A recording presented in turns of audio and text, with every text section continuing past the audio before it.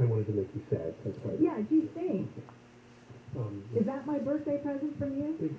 It's the male in me that likes the irony. It's a long, arduous journey. Only get run over by a car or a truck when you get here. But if you want to live in the wild, that's what can happen, right? There's traffic. Yeah, I don't think the wolf really thought about that. Look both ways before crossing. Well, that happened on my trip, as a matter of fact. In Hawaii, as we talked about the other day, there's farms, right, with cows and Right. chickens and roosters are everywhere. But there were little bighorn sheep, and they were hanging out near the hotel. And I took some really good pictures. You don't want to get too close because they got horns, and I was like, I don't want to get stabbed by anything. But the mama was going to cross the street, and it's a pretty busy road near the resort. And the two little babies were following behind. I know. The first one goes really quickly. The second one was pausing by the side of the roadway, looking across at the mother and brother or sister, and saw a car coming, but waited. Really? Yes. And then the car stopped, and I guess the little sheep picked up that it was going to let him go, and then he crossed quickly and joined the group. Well, I have a question for you, Ken. Why didn't you go out there and kind of halt traffic just in case that car didn't stop so that the family could reunite and not get hit? Well, I was too busy taking pictures. As a matter of fact, I documented what I just described. I have a picture showing one tiny sheep on one side of the road and one on the other, and the mama. And I wasn't paying attention. I was just like trying to take pictures. I know it was pretty wild to see the little babies in the wild with their mother, but I was also from a distance.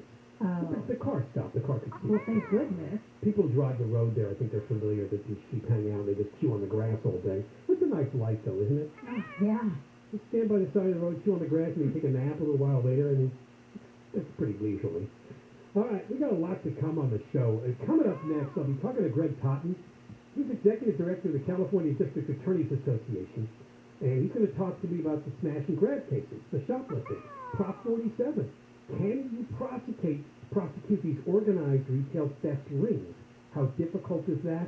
How much do the laws that we have in California and the lack of prosecutions play into all that?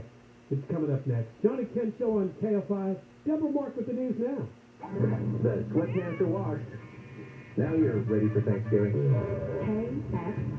And KOST HD2. Los Angeles, Orange County. Live everywhere on the iHeartRadio app. Guilty. I'm Deborah Mark, live from the KFI 24-hour newsroom. 3 white men in Georgia have been found guilty on several charges for the murder of an unarmed black man out for a job. Ahmaud Arbery's father cheered when a guilty verdict was read for the man who shot his son to death.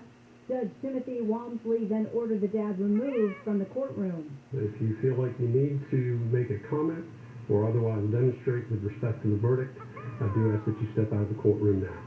Arbery was killed in February of last year. Defense lawyers had argued their clients thought Arbery was a burglar and were just trying to make a citizen's arrest. Defense attorneys for the man who recorded Arbery's murder say they plan to appeal the guilty verdict. We've worked very hard on behalf of Roddy Bryan, and I felt that he should be found not guilty. So it's a big disappointment. Bryan was found guilty on 6 of the 9 charges against him, including felony murder and false imprisonment. The news is brought to you by Rooter Hero. LAPD Chief Moore says there are several reasons for the recent crime sprees. Moore says ghost guns have flooded the streets, but there are other factors like Prop 47, Prop 57, and ED 109, all of which Moore says need a redo. Individuals who've committed violent crimes, who are habitual in committing residential burglaries or other such serious matters, and who go to prison and then come out and continue in their attacks upon a community, should be out of that community. Moore says he's putting a task force together to focus on the smash and grabs and the follow-home robberies. He also says more foot patrols and horse patrols are very effective deterrents. Steve Gregory, KFI News. LA is building lots of housing in an effort to end homelessness. Mayor Garcetti says claims that building is going slowly and is too expensive are untrue. With $1.2 billion in construction funding, we've more than tripled our annual production of supportive housing units from about 300 to 1,000 a year. And we're going to come in early with more units for a cheaper price than we promised the voters. Garcetti says LA will have started construction on 43 housing projects by the end of the year. He says one of the projects being built in Skid Row is the largest in the city's history. A new state law banning the sale of gas-powered leaf blowers and lawn mowers has a company in Murrieta claiming a commercial replacement doesn't exist. McCabe Landscape Construction President Melissa McCabe Navaroli says the law could destroy licensed landscaping companies. I legitimately cannot service lawn care clients using battery-operated equipment. That's just something that will not be feasible. The State Air Resources Board is using a gas leak blower for an hour amidst the same pollution as a car driving from L.A. to Seattle. The board will decide the specific regulations next month. The ban on new sales starts in 2024. The CHP will be on the roads in full force this holiday weekend to show thanks to those giving safe driving a chance and citations for anyone else. The Mexican enforcement pretty much has all hands on deck. CHP officer Jose Barrios says it's astounding how many people ignored ride-sharing, metro, or a designated driver during the same Thanksgiving enforcement period last year from Wednesday through Sunday. We made 868 arrests for driving under the influence of alcohol or drugs. And we also had 33 people died on the roadway. He says none of those people was wearing seatbelts. CHP will be out looking for people not wearing seatbelts, speeders, and distracted or impaired drivers. In L.A., Corbin Carson, KFI News. And the annual dinner in the park in Pasadena might look different again this year, but it seems to taste the same. Volunteers have been working to pack boxes of fully cooked food for people in need to come by and pick up. What we've heard from the community is that the price of food has gone up, the price of hosting a wonderful meal for their family has increased, and so they're incredibly grateful that there's a resource available so they can still celebrate. Union Station Homeless Services Dana Bean says, due to the pandemic, the event has been moved again to takeout only. She says they expect to serve 4,500 meals between last week and this week. In Pasadena, Blake Trolley, KFI News. It is slow on the 91 in Carson. This is the eastbound side with delays backing up leaving the 110 freeway, and you remain on the brakes and stretches all the way to Madison in Riverside. Let's head out to Diamond Bar with Mike O'Brien, KFI in the Sky, sponsored by Injury Attorney, SuperwomanSuperLawyer.com. E7 North, that is grand. Right on the merge with the E60. They finally cleared the accident there. North 57 is already tied up from Orange County way back to Imperial Highway. E60, that is pretty well slammed through Hacienda Heights Industry there. And even before you get that far, a very tough stretch from East Los Angeles out to Rosemead Boulevard. Now, if you're heading out on the 210 eastbound, know that that's pretty well slow almost all the way from Pasadena all the way to Rancho Cucamonga. And if you're continuing to the high desert, 15 northbound, that is slammed now from the 210 up to the 138. Injured in an accident? Visit SuperwomanSuperLawyer.com. Mike O'Brien, KFI in the Sky. It's passage you travel on the 14, making your way northbound, delays leaving the 5 in Santa Clarita. You're on the brakes and stretches, looking a lot better once you make your way past Soledad Canyon Road. KFI in the Sky helps get you there faster. I'm Angel Martinez. Are you at that point where you know you need to restore most of your teeth, maybe all of your teeth? Cutting Dental's new permanent teeth in a day will change your life dramatically. Their zirconia teeth look completely natural and feel like real teeth, but they're even stronger and more resistant to cracking, chipping, or staining. You'll bite and chew like you used to. You can smile in photos again. You'll have more confidence. You'll be more attractive. No more hiding your ugly smile. Cunning Dental has been rebuilding smiles for over 52 years, and their new teeth in a day procedure is the best option for restoring all your teeth, and again in just one day. Now get $1,500 off your procedure. Expires November 30th, and they offer no money down payment plans on approved credit. Use your dental insurance by the end of the year, or you lose it. Call Cunning Dental now for new permanent teeth in a day. You call 888-640-SMILE, 888-640-SMILE. Call 888-640-SMILE. Spectrum Mobile is reinventing wireless again. Get unlimited on 2+ lines for $29.99 a month per line. No contracts, no added taxes or fees. Includes nationwide 5G. Save up to 60% with Spectrum Mobile. Get unlimited on 2+ lines for $29.99 a month.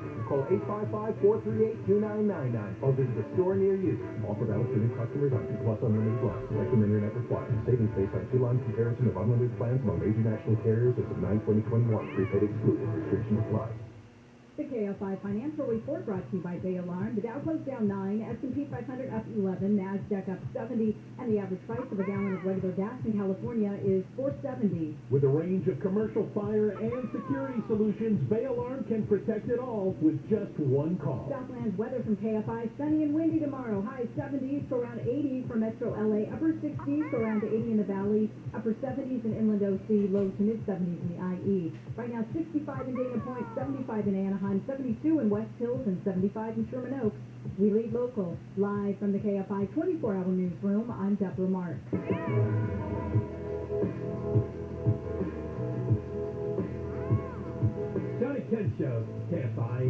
640. You're listening live everywhere in the iHeartRadio app. That's what you want to do. You can't get rid of us. We'll go with you every single place you go. Just bring the iHeartRadio app. Coming up later on this hour, well, leaving no stone unturned, the California Air Resources Board is now coming after your gas-powered leaf blower. This could affect many in the gardening business. We'll talk about that with one such operator after the news at 4:30. Coming up next hour, well, the head of Child Services in L.A. County, Bobby Cagle, has announced that he's resigning. He's leaving the post at the end of the year. Can't say everything's his fault, but it's been an atrocity with several young boys who have been killed at the hands of their parents and their live-in boyfriends or girlfriends or whatever. And now we also have foster parent situations where they're killing children. It's been an atrocity in that department. I'll be talking about that next hour with Ryan Claypool, who knows the story all too well because he's been involved with his families and the victims in a number of these cases.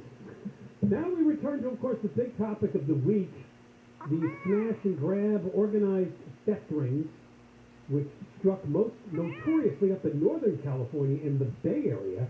In Walnut Creek, they hit a Nordstrom's. I now understand that the value of the merchandise they took there was $200,000. There was a big ring of these thefts going on in San Francisco's Union Square, which has a number of high-end stores. It's a big shopping district in that city. We are hearing $1 million worth of merchandise was taken there. People not only blame the laws of the state, but also prosecutors, including the district attorney there, Case of Bowden. I will play some audio from him because he did announce yesterday that he was charging 9 people in those thefts in Union Square with felonies. Because we're all talking about Prop 47 and the problem with misdemeanors dealing with theft cases. We'll get to all of that, but first we're going to talk to Greg Totten. He's Executive Director of the California District Attorneys Association for his take on this story. Greg, welcome to the John and Ken Show. Good to be with you today, Ken. Thank you. First of all, how much do you think that the laws and the prosecutors around the state play into what appears to be these very organized retail crime theft rings? Well, I think we have to acknowledge that this is not happenstance, that these surge crimes are occurring. These are not erratic or isolated events. Bottom line, when we stop enforcing crime, we get more of it. When there are little to no consequences for crime, we get more of it. In the case of Gaston, the District Attorney of Los Angeles County, he is not enforcing the laws that both the voters and the legislature have approved. And so it's not surprising. The crime in L.A. County is going up. More to the point, though, of these surges, they're fueled by a perception among criminals that there are little to no consequences for theft. And unfortunately, it's a perception that has a strong basis in fact. We've taken retail theft and converted it by statute, converted it by legislation and by voter initiative into a very low-level misdemeanor offense for which there are literally little to no consequences. The first people that figure that out are the criminals themselves, and they see it as an opportunity, and they're exploiting it.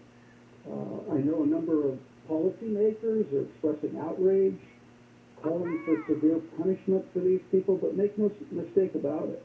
They're the last ones who should be surprised by such conduct because they have approved, they have supported, they have facilitated legislation that has weakened California law to the point that we're really turning the state into a place of criminals first and victims last.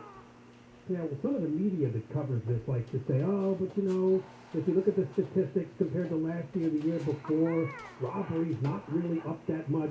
These are just isolated incidents that you should focus on, but not believe that it's a big trend. Well, in terms of reported crimes, we rely largely on both California Department of Justice statistics and FBI statistics, and those are reported crimes. And one of the things we know about many retail thefts involving small businesses as well as large institutional retailers a lot of the thefts that occur in those businesses go unreported. In part because the perception is nothing gets done, and it is actually viewed as more difficult for those retailers to deal with it in reporting than just to ignore it and move on. And that's why we're seeing a lot of these stores in heavily impacted areas shut their doors or lock so many of their goods, so that it makes it more difficult for consumers like you and I to get access to. Now, Newsom came out before he took off from Mexico, Governor Newsom, and he's got this retail crime task force where he announced that they've recovered millions of dollars worth of property and they've got 700 investigations. Do you know anything about this task force, and is it doing any good about this?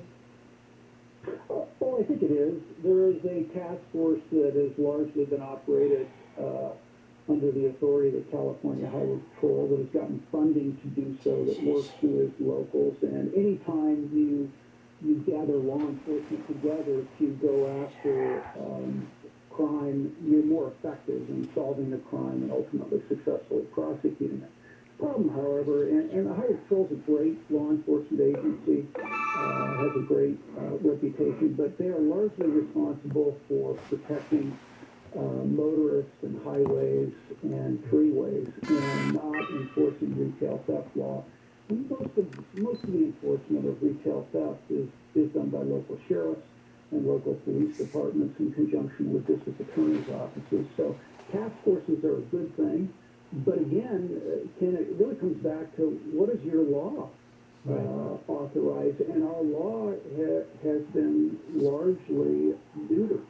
Then you combine that with what the state is doing, releasing